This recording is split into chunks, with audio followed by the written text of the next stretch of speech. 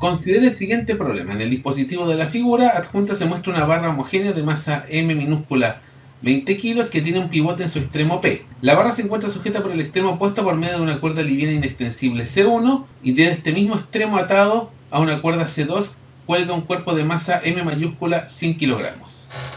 Se pide calcular la magnitud de la tensión T en el cable C1 y la fuerza F ejercida por parte del pivote sobre la barra. Vamos allá. ¿Cuáles son las fuerzas implicadas? Primero tenemos el peso de la barra, que son 20 kilos por 10 metros segundo al cuadrado, 200 newtons. Que se aplica a una distancia L medio justo en la mitad de la barra.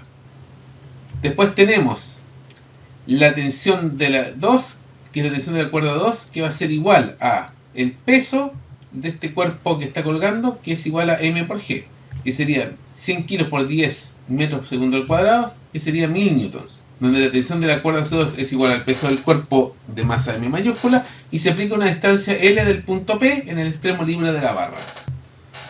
Tenemos la tensión de la cuerda C1, y también se aplica una distancia L del punto P en el extremo libre de la barra.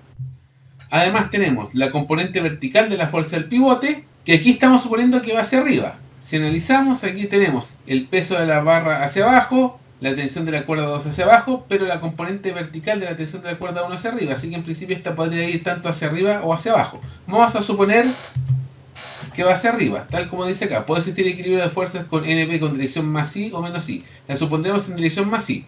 Si al calcularlo esto diera negativo, significa que la dirección era menos I. Eso lo vamos a ver al final. Lo que sí está claro es que la componente horizontal tiene que tener esta dirección más X, porque la única fuerza horizontal que tenemos dentro de las otras es la componente horizontal de la C1, que va en dirección menos X, tal como dice acá. Dado que la componente horizontal de la tensión 1 tiene dirección menos X, esta componente horizontal NH debe tener dirección más X para asegurar el equilibrio de fuerzas. Planteando las ecuaciones de equilibrio de fuerzas.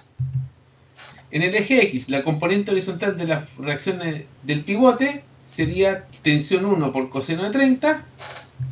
Y en el eje Y tenemos que la componente vertical de la fuerza del pivote más T1 por seno de 30 es igual al peso de la barra más la tensión 2. Tenemos aquí dos ecuaciones y las incógnitas son componente vertical y horizontal de la fuerza del pivote sobre la barra y la tensión 1.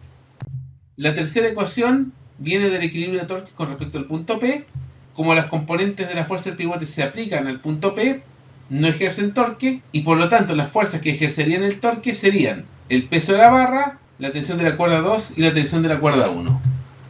Nos queda la siguiente ecuación: el peso de la barra por L medios, la tensión 2 por L, y eso tiene que ser igual a tensión 1 por L por seno de 30. Aquí ya podemos ver que se simplifican las L's.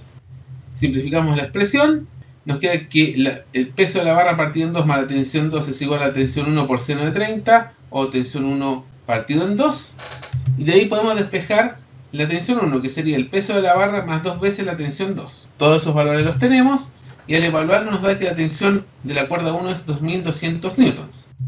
Ya con la tensión de la cuerda 1 podemos calcular todo lo demás. La componente horizontal de la tensión sería la tensión 1 por coseno de 30, y eso nos va a dar 1100 por raíz de 3 newtons, que sería aproximadamente 1905,26 newtons, la componente horizontal de la fuerza sobre el pivote. Veamos qué pasa con la componente vertical. De la ecuación 2 podemos despejar que esa componente vertical va a ser el peso de la barra más T2 menos T1 seno de 30, y al reemplazar nos daría que la componente vertical sería 100 newtons, nos da positiva. Como da positiva, se confirma que la dirección es más Y. Si hubiera dado negativa, significa que la dirección era menos Y. En este caso, dio positiva. Y finalmente, para calcular la fuerza del pivote sobre la barra, hacemos el Pitágoras de las dos componentes horizontal y vertical.